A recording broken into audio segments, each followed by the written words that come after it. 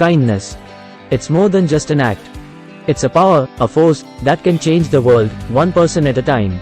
It's easy to get caught up in our own lives, our own struggles, and overlook those around us.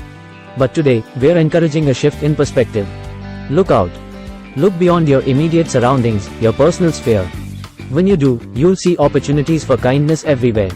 A helping hand for someone struggling with their groceries. A comforting word for a friend going through a tough time. A simple thank you to the bus driver, the barista, the cashier. Each act of kindness, no matter how small, sends ripples into the world.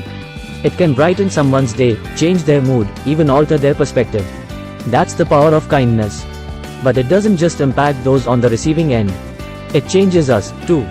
Kindness cultivates empathy, fosters a sense of community, and ultimately, makes us happier, more fulfilled individuals. So, embrace the power of kindness. Look out for ways you can make a difference, for opportunities to touch lives, to spread positivity. Because a kinder world starts with you.